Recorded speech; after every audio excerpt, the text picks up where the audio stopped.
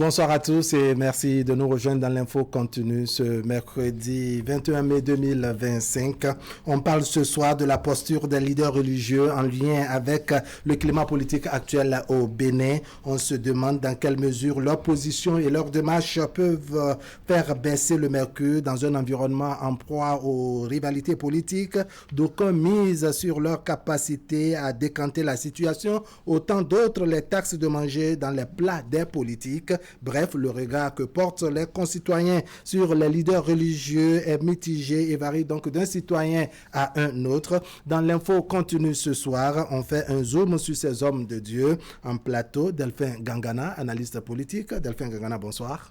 Bonsoir, monsieur Haripara. Bonsoir, mon co-débatteur. Allez, votre co-débatteur, c'est bien entendu Romia Doumoui, journaliste. Romia Doumoui, bonsoir. Bonsoir, Wahab. Bonsoir, Delphin. Bonsoir aux amis téléspectateurs de Canal 3 Bénin. Alors, Delphin Gangana, que dire des religieux au Bénin actuellement vis-à-vis, je dirais, de l'environnement politique?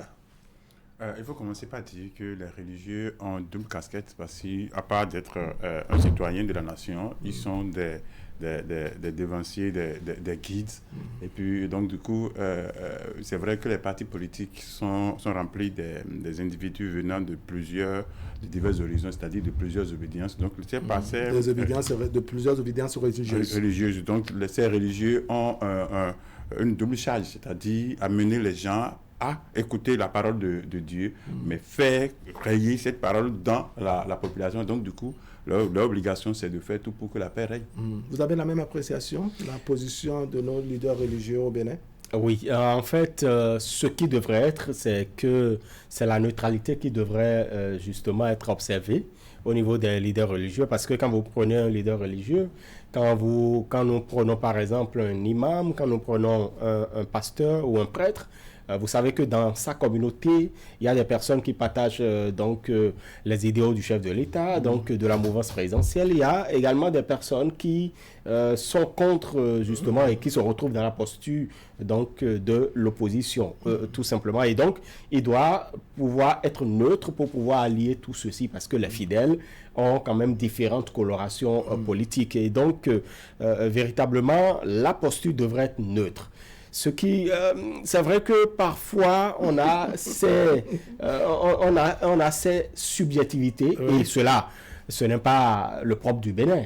Même quand vous allez dans d'autres pays, quand vous allez par exemple en République démocratique du Congo, on sait que justement l'Église catholique, il y a quand même les hauts responsables qui ont une position tranchée, et puis c'est bien rigide, et dans ce pays, l'Église catholique a une emprise, et justement, et puis justement ces propos ont une certaine valeur. Je ne dis pas que ce n'est pas le cas ici, mais vous voyez que ce n'est pas le propre du Bénin. Les acteurs politiques parfois font appel à des leaders religieux pour pouvoir jouer le jeu. D'accord, jouer ce jeu. Est-ce que vous voyez les leaders religieux jouer le jeu et parvenir à se mettre au-dessus de la mêlée? Ouais, normalement, ils devraient se mettre au-dessus de la mêlée, mais nous sommes des humains et le corps a ses forces et faiblesses. Parfois, ils peuvent vouloir, c'est-à-dire respecter leur engagement, mais bon, la langue peut les pousser parfois à donner des consignes qu'ils ne devraient peut-être pas donner. C'est vrai que dans certains pays, les religieux peuvent donner des consignes de vote. Au Bénin, c'est vrai que ça ne se fait pas d'une façon aussi affichée à tous les niveaux. Mais à certains niveaux, ça se fait. Mais l'essentiel serait peut-être que cela ne se fasse pas, parce que pour l'Église, c'est la foi. C'est une doctrine. Mais pour un parti politique, c'est une conviction, ce sont les intérêts. Dans l'Église, on presse beaucoup plus, on a un objectif. L'objectif, c'est de faire rayer la paix. On croit à quelque chose d'autre que dans un parti politique. C'est vrai que les partis politiques, comme on l'a dit, ce sont des humains qui sont là-bas. Dans les religions, ce sont aussi des humains qui sont là-bas. Donc, du coup, on ne peut pas dire que... parce qu'en nous, il y a le bon, il y a le mauvais. Donc, dans une église, il peut y avoir le bon et le mauvais. Dans un parti politique, il peut y avoir le bon et le mauvais. Mais l'essentiel est de faire de sorte à ce que le bon règne plus que le mauvais. Donc, c'est pour ça qu'on va demander à ceux qui sont les bergers... On verra si le bon règne plus que le mauvais. En tout cas, si on suit l'actualité, les prises de position, doit dire, de certains de nos hommes de Dieu. quand vous les écoutez, Romy Adomou, sur les sujets d'actualité, parce qu'à des moments donnés, on sent qu'ils donnent leur position face à l'évolution de l'actualité politique au Bénin. Quelle analyse, quelle lecture faites-vous? Ils le font au regard peut-être de l'observance d'un certain nombre de choses. Et c'est vrai que c'était une certaine frange des leaders religieux s'est prononcée sur le code électoral, qui a d'ailleurs demandé qu'il y ait une relecture du code électoral. Et donc on peut peut-être comprendre peut-être que ce sont les aspirations des fidèles de cette communauté que ces évêques ou ces responsables ont porté justement sur la place publique. Toujours est-il qu'ils essaient également d'organiser un certain nombre de rencontres qui rassemblent et acteurs politiques de la mouvance et acteurs politiques de l'opposition pour pouvoir réfléchir sur un certain nombre de thématiques qui engagent la vie donc de la nation. Vous n'oubliez pas que c'est vrai, l'Église, quand on prend l'Église catholique, elle est bien structurée. Quand on sait qu'au sein de cette communauté chrétienne, il y a bien également une composante qui s'occupe des cadres, donc qui, du moins, s'intéresse à la chose politique. Donc, il y a de ces composantes qui existent, mais quand nous laissons cela, nous savons qu'on a déjà vu un imam qui a été député ou qui, justement, qui a assumé cette responsabilité-là. Et donc, en fait, que le leader religieux fasse de la politique, ce n'est pas une chose mauvaise. D'accord. Ah oui, ce n'est pas une chose mauvaise, mais abhorrer cette casquette peut-être pour pouvoir avoir des positions tranchées, alors que dans la communauté, vous n'avez pas que des fidèles mouvanciers ou des fidèles opposants. Et donc, vous avez toutes sortes... vous avez même des fidèles qui ne sont même pas politiques. D'accord. Là, ça devient très délicat. Et c'est là ma question, Delphin Gangana. Est-ce que la mission n'est pas un peu complexe pour ces hommes de Dieu? Parce que oui, dans les églises, dans les chapelles religieuses, il y a que on parle de la religion. Mais comme vous l'avez dit, en politique, ce sont des questions de conviction, des questions d'intérêt. Mais lorsqu'on voit les leaders religieux se prononcer sur des thématiques plus ou moins politiques, est-ce que ça ne devient pas un peu ambivalent? Est-ce qu'on ne peut pas les tacter? Parce qu'après tout, ils finiront par prendre position en quelque sorte, que ce soit en faveur de ceux qui dirigent ou en faveur de ce qu'on appelle le peuple. Est-ce que ça ne devient pas un peu complexe, cette mission pour les hommes de Dieu? Oui, mais il faut commencer par remarquer que ces leaders sont dans la population. Oui. Et aussi leur avis, et ont leur ressentiment. Donc du coup, on ne peut pas les imposer, leur dire, vous n'avez pas le droit de vous prononcer. Oui. Parce que si le droit de se prononcer, c'est-à-dire la liberté d'expression, se trouve être un droit constitutionnel garanti à tout le monde. Donc on ne peut pas dire, vous ne devrez pas donner votre avis. Mais l'essentiel, c'est de dire, ok, soyez c'est pas... ne soyez pas tellement trop emportés pour amener les autres, parce que vous êtes des devanciers, vous devrez montrer le chemin. Donc, faites tout pour avoir, c'est-à-dire un peu être au-dessus de la mêlée, histoire de ne pas conduire, parce que c'est vrai que dans un parti politique, moi je dis, le tout ne suffit pas d'être président d'un parti politique pour penser que sa voix portera sur tous les militants du parti politique. Ce n'est pas toujours évident d'ailleurs. Non, pas du tout. Ce n'est pas parce que vous êtes le président du parti politique que vous allez penser que tout de go, c'est que tous ceux qui sont militants de ce parti politique sont des vôtres, sont avec vous. Non, ce n'est pas ça. Vous pouvez me donner des consignes que vos militants ne vont pas sur. Même votre propre famille ne va même pas sur. Mais dans une religion, c'est qu'on est appelé à regarder dans la même direction. Et on regarde dans la même direction. C'est difficile qu'un leader religieux donne des consignes à ses fidèles et qui ne respectent pas. Il y en a même qui vont jusqu'à l'extrême, ce qu'on ne souhaite pas. Mais pour les partis politiques, je dis, oui, vous pouvez être chef d'un parti politique et penser que vous avez déjà l'électorat garanti, mais vous allez vous positionner, vous allez jouer. Donc le tout ne suffit pas d'être président d'un parti politique ou d'être membre d'un parti politique et même du plus grand parti politique pour estimer que oui, que tout est gaillé. Non, ce n'est pas ça. Donc du coup, moi je dis, pour la religion, c'est vrai que c'est une question de foi, mais les églises ou les pasteurs sont des éducateurs, sont des indicateurs, sont des prescripteurs. Donc, du coup, ils doivent être un politicien et un homme d'église, c'est pas la même chose. Est-ce que vous voyez la politique et la religion faire bon ménage? Non, vous savez, c'est deux choses différentes. Vous avez la foi, vous avez la politique. Parfois, on pourrait vous dire, et très souvent, on vous dit que quand vous glissez donc dans l'univers politique, vous n'arrivez plus à vous conformer aux prescriptions religieuses parce que le mensonge pourrait aider. Voilà, un certain nombre de choses, la propagande et tout ça, tout ceci en contradiction peut-être avec les prescriptions religieuses. Mais n'oubliez pas que le leader religieux, il sait, en tout cas pour ceux qui sont de la communauté chrétienne, ils savent que toute autorité vient de Dieu. Et que dans les Saintes Écritures, il est demandé donc aux leaders religieux, chrétiens notamment, de se soumettre aux autorités établies par Dieu. Vous voyez donc, même si vous n'avez pas voté pour quelqu'un, qu'il soit chef quartier ou qu'il soit président de la République, la Bible ou les Saintes Écritures vous demande de pouvoir vous soumettre à cela. Vous comprenez? Mais cela ne voudra pas signifier que peut-être dans l'ombre, le pasteur ou le leader religieux ne travaillera pas pour que des frères ou des sœurs puissent investir donc le champ politique pour pouvoir faire chose. Il peut arriver aussi qu'un leader religieux puisse se prononcer sur quelque chose qui engage la vie de la nation. Par exemple, la loi sur l'avortement, on a entendu des leaders religieux. Vous entendez le pape se prononcer sur... C'est vrai que le pape, il est chef d'État d'abord, mais il est leader religieux aussi. Il se prononce sur des questions... par exemple, ce qui se passe à Gaza, ce qui se passe donc un peu partout, le pape peut se prononcer. Cela voudra signifier que le leader religieux peut se prononcer sur un certain nombre de questions qui touchent la vie, parce qu'après tout, c'est un citoyen. Seulement, je voudrais quand même insister sur le fait que n'oubliez pas que les leaders religieux également relèvent de la société civile. Ils sont de la société civile. Et donc, la société civile, parfois, certains s'offusquent du fait que la société civile s'investit le champ politique ou investit le champ politique. Quand les acteurs politiques laissent l'animation de la vie politique, il faut quand même quelqu'un pour pouvoir l'occuper.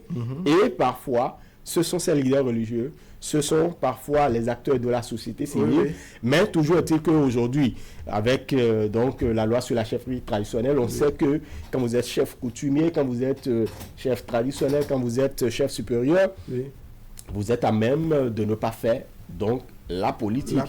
La politique. Alors, hier, on parlait ici sur le plateau de l'info continue de la société civile. Alors, ça m'amène vers vous, Delphin Gangana. Quand on sait que dans dans l'univers politique, on a la mouvance, on a l'opposition, qui sur une thématique donnée peut s'entre-déchirer. Et donc, sur cette thématique, l'homme de Dieu qui relève, comme l'a dit Robien de Mouy, relève de la société civile, n'est-ce pas, vient se prononcer et prend position. Très vite, on lui donne une coloration politique, c'est-à-dire qu'on trouve que oui, il allait soit en faveur de la mouvance ou en faveur de l'opposition, puisque la thématique entre-déchire les deux camps. Comment vous voyez ça?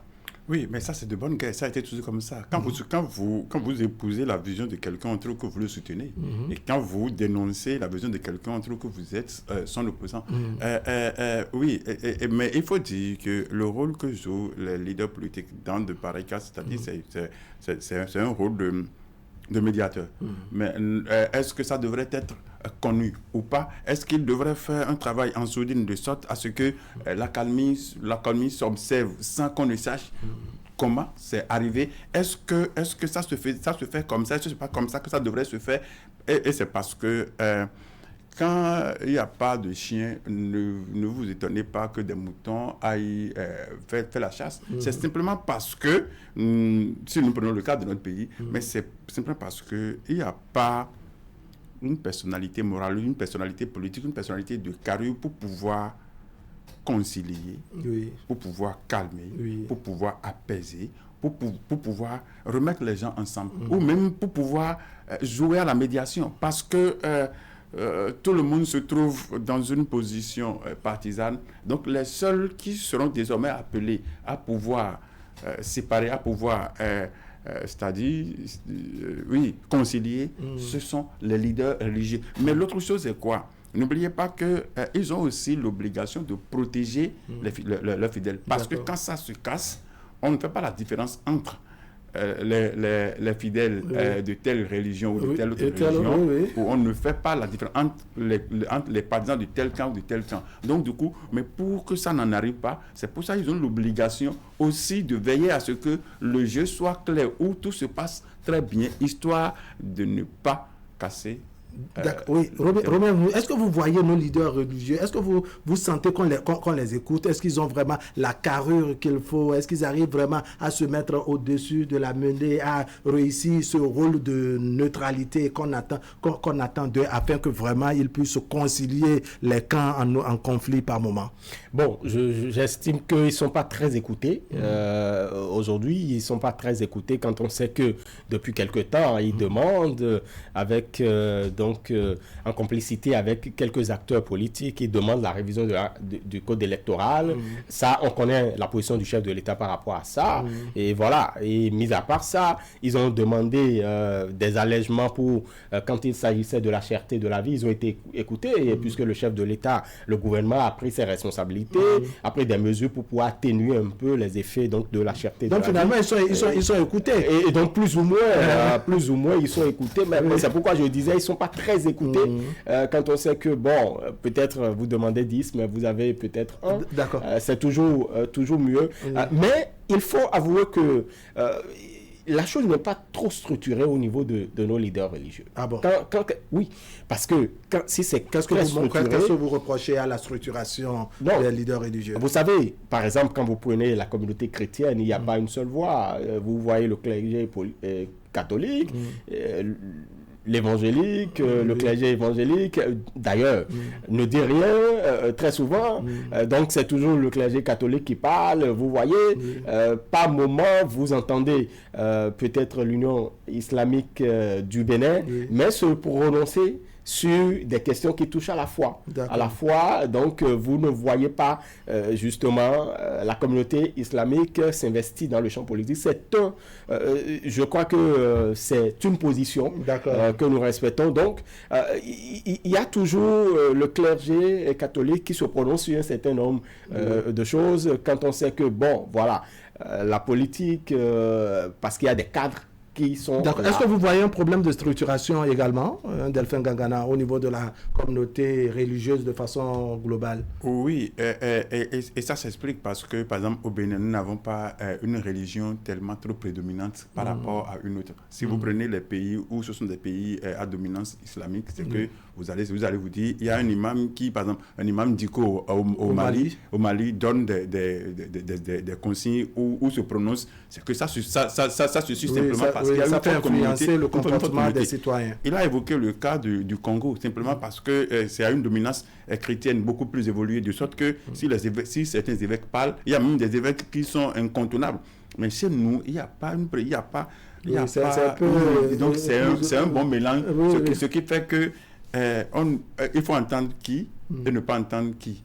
Donc du coup, on ne peut pas dire qu'au Bénin, ça va s'observer comme ça se faisait ailleurs. Mais c'est pour ça qu'il faut quand même qu'il y ait des personnalités neutres, histoire de pouvoir jouer ce rôle. Parce que si vous prenez, par exemple, un clergé qui donne son avis sur quelque chose, mais si ça devrait être écouté et que l'imam ou bien les autres, c'est aussi imam, on les appelle, leur supérieur, je ne me rappelle pas du nom, mais donne un autre avis. Vous voyez ce que ça va créer au sein de l'appareil d'État, parce que l'appareil d'État n'est pas formé que des gens qui ont de l'écoute pour le clergé. Donc, du coup, oui, c'est cette difficulté, ce qu'on appelle le syncrétisme religieux. Donc, c'est ça qui fait que chez nous, on ne sent pas cette domination des leaders religieux sur l'appareil d'État. Sur l'appareil d'État.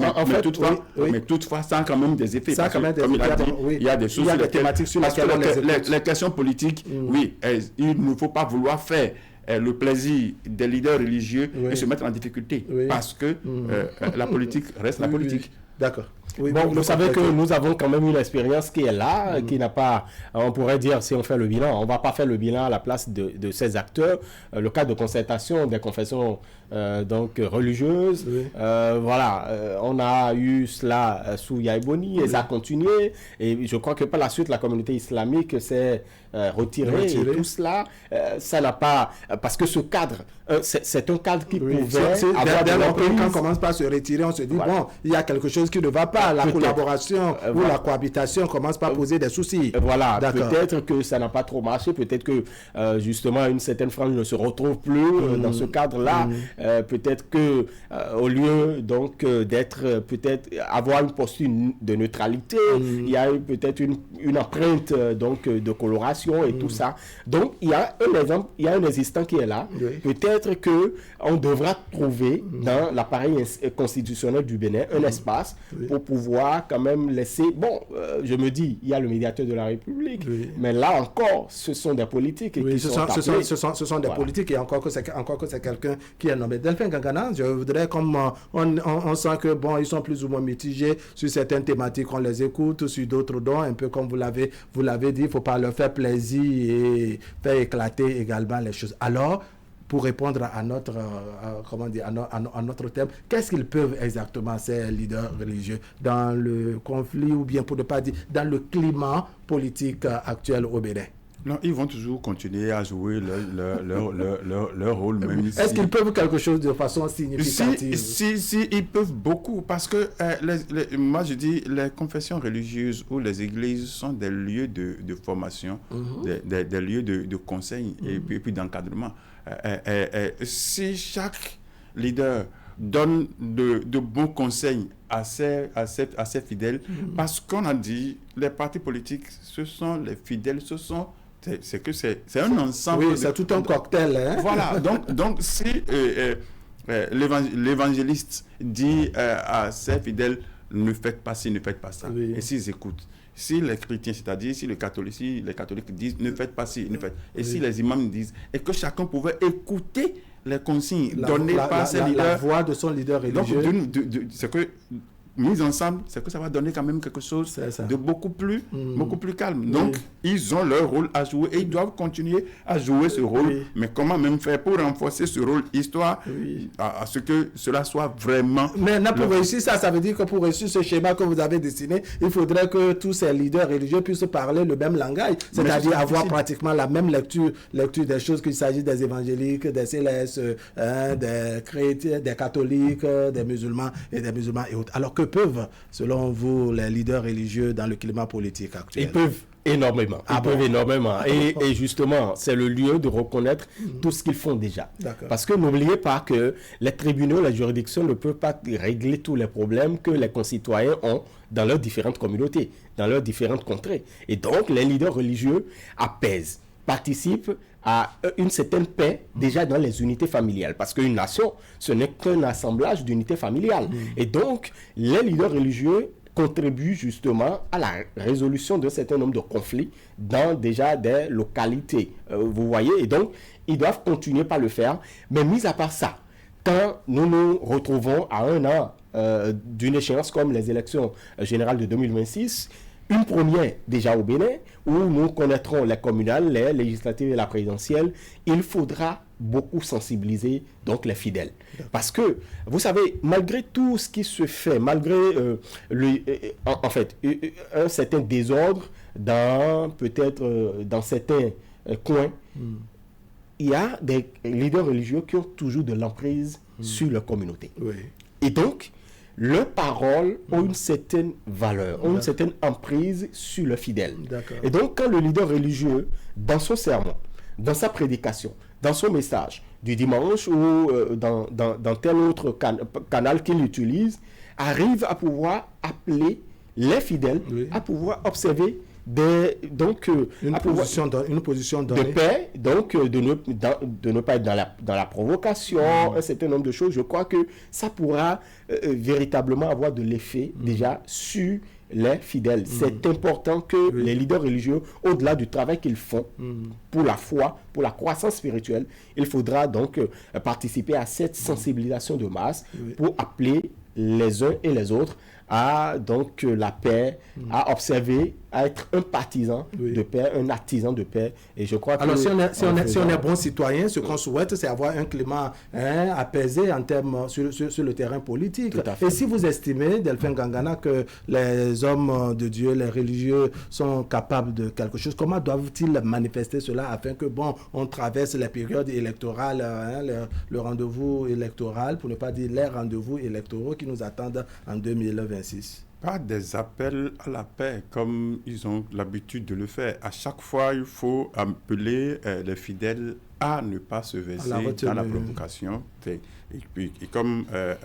Ronwi l'a dit, ils le font et on doit les inviter à faire davantage, simplement parce que il suffit juste qu'il y ait un petit étincelle pour que ça s'embrase. Donc, du coup, ils doivent pouvoir... Et c'est pour ça, le rôle même des leaders religieux se trouve être même plus important en période électorale que tout. Parce que eux, ils sont là pour travailler sur la conscience de la population. Ce que les politiciens gâtent, ce sont eux qui réparent. Donc, ils sont les réparateurs, ils sont les médecins. D'accord. Comment ils pourront coller les morceaux, puisque nous souhaitons des périodes électorales apaisées? Quel rôle devraient jouer les leaders religieux? C'est le rôle de conciliateur. C'est le rôle de celui-là qui appelle à la paix. Parce que vous savez, les lieux de culte, la paix au niveau des lieux de culte dépend de la paix du Bénin. Parce que si le Bénin est en trouble, je crois que les lieux de culte seront perturbés. Plus personne n'ira à l'église pour aller écouter le pasteur ou le prêtre. Plus personne n'ira peut-être à la mosquée. Il faut avoir la tête refroidie, la conscience tranquille, la paix du cœur avant de s'orienter. Tout à fait. Vous avez vu, quand il y avait Covid, vous avez vu quand il y a eu fermeture des lieux de culte, et quand vous écoutez les hauts responsables du Bénin à la reprise des lieux de culte, on a demandé, je me rappelle des propos du porte-parole qui disait les lieux de culte apportent énormément à la stabilité du pays. Et donc, il faudra, comme il y avait une ouverture, il faudra donc permettre à ce que les cultes se tiennent. Et donc, ils apportent énormément au travers. Donc, la conciliation, je crois qu'un leader religieux doit être un artisan de conciliation, doit être un médiateur, doit être un artisan de la paix. Alors, que dire de ces hommes de Dieu, n'est-ce pas, qu'on taxe d'être vraiment purement politiques, pour ne pas dire d'être des gens manipulés? On estime que chez certains, l'argent circule et donc ils sont obligés de tenir le discours qu'on leur impose ou qu'on leur propose. Ils sont des humains, ils ont le côté aussi... qui adorent d'autres choses. Donc, du coup, on ne peut pas... C'est pour ça que je dis, oui, on ne peut pas... Parce que au sein d'un individu, il y a tout. Il y a le bon côté et le mauvais côté. Maintenant, les tasser, on ne peut pas ne pas les tasser, mais on ne peut pas aussi les tasser simplement parce qu'ils sont semblables à nous. Ce que nous faisons aussi, eux aussi, ils sont appelés à faire. Mais simplement parce qu'on les met un tout petit peu à un niveau donné où on estime qu'eux doivent montrer l'exemple. Donc, oui, mais quand on a dit de montrer l'exemple, on ne peut pas dire qu'il n'y aura pas du tout. Parce que moi, j'ai coutume de dire, le feu tricolore est là pour réguler la circulation. Les policiers sont là pour réguler, mais il y a des gens qui violent le feu. Ils savent qu'on va les arrêter, ils savent qu'il peut même avoir un accident, mais pourtant, ils violent. Donc, c'est-à-dire, ils voient le feu, ils voient bien les policiers, mais pourtant... Donc, la société est faite de tout, donc on ne peut pas les en vouloir. D'accord, oui. Quelle lecture faites-vous de ces hommes de Dieu, de ces religieux qu'on estime que vraiment, ceux-là, ils mangent dans les plats, donc, je dirais, des politiques, et quand ils sortent pour parler, on ne les écoute presque pas? Oui, parce qu'on sait que lorsqu'ils abordent ce manteau, ils ne sont plus leaders religieux. On les retrouve tout simplement dans la peau de celui qui est politique. Et donc, l'accueil qu'on réserve à un politique, qu'on leur réserve cet accueil tout simplement. Alors que lorsqu'ils se retrouvent également peut-être dans leur temple, ils abordent le manteau donc, de serviteurs de Dieu, d'instruments utilisés par Dieu. Et donc, je crois qu'il doit avoir une certaine... C'est-à-dire un positionnement qui doit être très connu. Quand vous êtes politique, on sait que vous êtes politique. Tout simplement, vous êtes imam et vous faites de la politique, vous êtes pasteur, vous faites de la politique. On sait qu'à des niveaux donnés, lors des meetings, lors des séances donc, avec les militants, on sait qu'on n'a plus affaire à cet homme de Dieu, mais on a affaire maintenant à un politique, tout simplement. Et je crois que... mais Toujours est-il que ces hommes devraient montrer... Alors, une toute dernière question, et là, ce serait votre mot de conclusion. Qu'est-ce qui n'a pas marché pour que nos hommes de Dieu, nos fidèles, pour ne pas dire les leaders religieux, soient taxés, je dirais, d'hommes politiques ou bien d'être manipulés par les politiques? Ce sont des gens souvent qui sont bien fervents, bien croyants, qui ne devraient pas se laisser manipuler, non? Très peu de personnes résistent à l'argent. Waouh! Ouais. Très peu de personnes résistent à l'argent et donc vous voyez, quand l'argent est là, parfois vous perdez le sens de la concentration, vous perdez également le sens élevé de responsabilité. D'accord. Et vous vous comportez comme des politiques. Delphin Gangana, la même question pour conclure. Le sonneur, le trébuchant n'est pas une personne. Donc du coup, qu'il soit leader religieux ou toute autre chose. Mais si on est arrivé à ce niveau, c'est simplement parce qu'il y a certains politiques qui ont compris qu'il faut associer la religion et la politique, histoire d'endormir le peuple ou bien d'endormir la conscience du peuple. Donc il fait que, oui, les religieux vont se sentir très proches de ces leaders politiques parce qu'ils se disant qu'eux, ils font partie de leur obédience religieuse. Donc du coup, très vite, ils vont se dire, bon, ok, nous allons accompagner notre fidèle, notre membre qui est aujourd'hui, peut-être, je caricature comme ça, à la tête de l'État, je suppose que c'est un président, quoi, à la tête de l'État. Donc, on va l'accompagner parce que c'est un fidèle, c'est un des nôtres. Un des nôtres. Donc, comme ça, mais un des nôtres qui est là-bas ne peut pas... Et là, la neutralité commence à souffrir. À souffrir, simplement parce que ce leader politique, dans un meeting, va associer et la religion et la politique pour se faire entendre. Donc, du coup, les religieux qui sont de l'autre côté vont se sentir peut-être très proches de lui, seront obligés de l'accompagner. Donc, du coup, dans cet accompagnement, encore une fois, c'est la neutralité qui prend un coup. Delphin Gangana, merci beaucoup. Merci beaucoup. Mesdames et messieurs, ce serait tout pour aujourd'hui. Merci de nous avoir suivis. L'information continue sur Canal 3 Bénin. On va se retrouver demain à 20h pour partager avec vous le reste de l'actualité. La rediffusion, c'est tout à l'heure à 23h et demain autour de 10h30. Allez, portez-vous bien.